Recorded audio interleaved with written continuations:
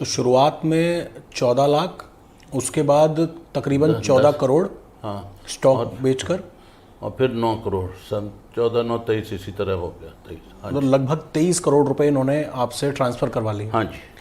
Sir उसके बाद आपको शक कब हुआ, क्योंकि 1 महीना तो आप कंटिन्यू पैसे देते रहे। 4 सितंबर तक पेमेंट गई, 1 अगस्त से।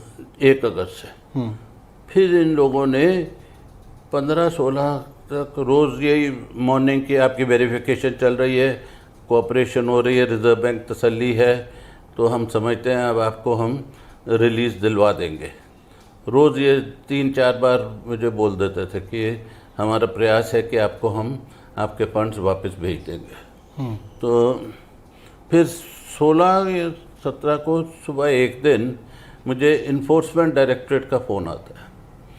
तो बोले जी मुंबई पुलिस वाले तो कॉम्प्रोमाइज़ हो गए हैं, और वो जो मिस्टर सूद हैं वो देखिए आप गूगल करके, वो उनको हॉस्पिटलाइज कर दिया गया है आंध्र प्रदेश में, कई हैदराबाद में, और वो तो आप फ़ोटो देखिए, डायरेक्टर सीबीआई थे, वो तो अस्पताल में पड़े हुए हैं। और जो प्रदीप सावंत है, ये जो टेरर फंडिंग कर रहे थे उनके साथ कॉम्प्रोमाइज़ हो गए हैं, और ये भी उनके साथ मिल गए। तो इसलिए मुंबई पुलिस से ये केस हमने इन्फोर्समेंट डायरेक्टरेट ने उठा लिया है, और मुझे सुप्रीम कोर्ट का ऑर्डर की कॉपी भेज दी कि हम अब इन्फोर्समेंट डायरेक्टरेट फॉलो करेगा। तो उसके तहत ये रोज़ मेरे से 3-4 वही 8 बजे रिपोर्टिंग, 12 बजे रिपोर्टिंग वो लेते रहे, और बोले कि 3 दिन ये चला। फिर ये मेरे को बोले कि अब आप हमें, आपकी आरबीआई रिपोर्टिंग तो कंप्लीट हो गई है, परंतु पैसा रिफ़ंड करने के लिए आपको 5 करोड़ का सिक्योरिटी डिपॉजिट देना पड़ेगा, तो उसके साथ ही हम आपका रिफ़ंड वर्किंग शुरू कर देंगे। तो मेरे को बोले, ये हो गया फ्राइडे को। मैंने कहा मेरे पे तो बंदोबस्त अभी नहीं है, मेरे को तो शेयर बेचने पड़ेंगे।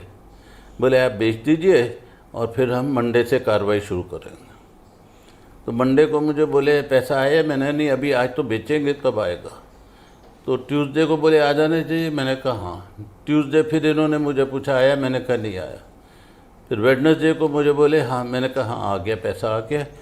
तो बोले आप ये पैसा अब हम आपको इंस्ट्रक्शन देंगे कहाँ पे भेजना है, ठीक।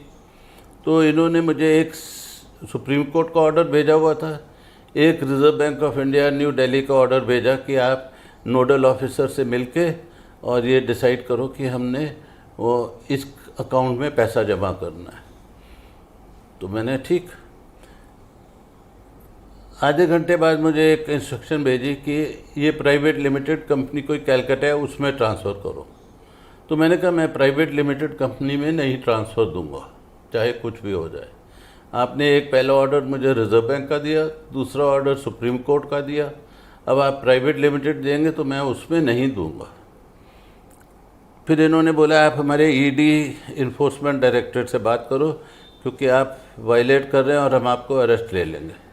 मैंने कहा आप बात करा दीजिए। तो एक लेडी आई फ़ोन पे, तो उसने बोला ईडी के रूल्स अलग होते हैं, आप हमारे साथ कोऑपरेट करेंगे तो हम आपको हेल्प करेंगे आपका 22 करोड़ वापस दिलवाने का, नहीं तो आपके लिए दिक्कत बढ़ जाएगी।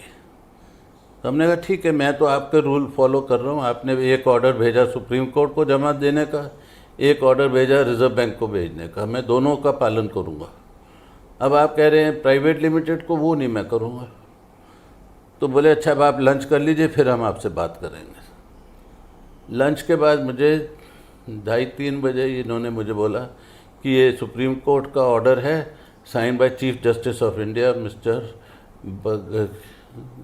गोगोई, नाम मेरे को ठीक है, उनके ऑर्डर थे कि ये एक कंपनी के नाम ट्रांसफ़र कर दो।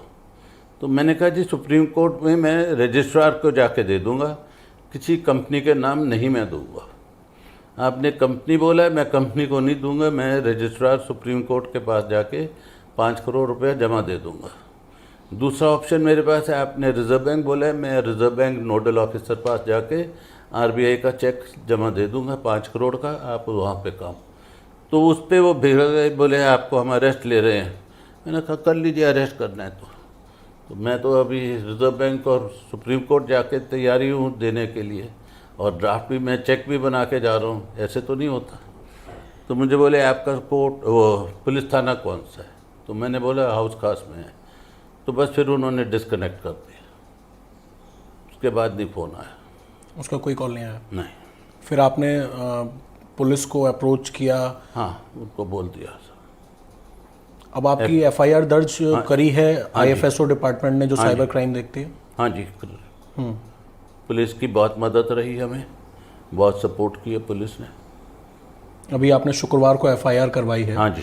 तो कुछ पुलिस से या केस के आईओ से कुछ जानकारी मिल पाई इन्वेस्टिगेशन को लेकर? मुझे नहीं पता, वो फॉलो कर रहे हैं, उसके आगे मुझे नहीं मालूम। सर, आपके साथ ये जो दुखद घटना हुई है, औरों के साथ ऐसी ना हो, क्योंकि ऐसे केस पहले भी बहुत सारे सामने आए हैं, तो आपने क्या पहले कभी इस तरह के कोई मामला सुना नहीं या टीवी पे कि इस तरह के फ्रॉड चलते हैं? सुना है, पर इतना मेरे को उन्होंने गैग कर दिया था कि फैमिली को अरेस्ट कर दिया, सब कुछ कर दिया, ऐसा नहीं मुझे।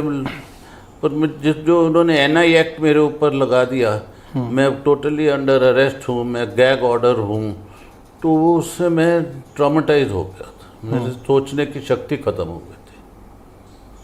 तो ये क्रिमिनल्स कहीं ना कहीं डर का फ़ायदा उठाते हैं कि अगर कोई फैमिली से बात ना करे। डर तो डालते हैं ना। तो और भी बहुत सारे लोग हैं सर जो सीनियर सिटीजन भी हैं या अकेले भी रहते हैं। मैं कुछ नहीं बोल पाऊँगा, होते हैं सबके साथ। उनको आप कुछ ऐसा उनके साथ ना हो, अगर कोई ऐसा कॉल आता है तो आप अपने... मैं क्या बोलूँ, मैं तो खुद फंस के हटा हूँ। मैं तो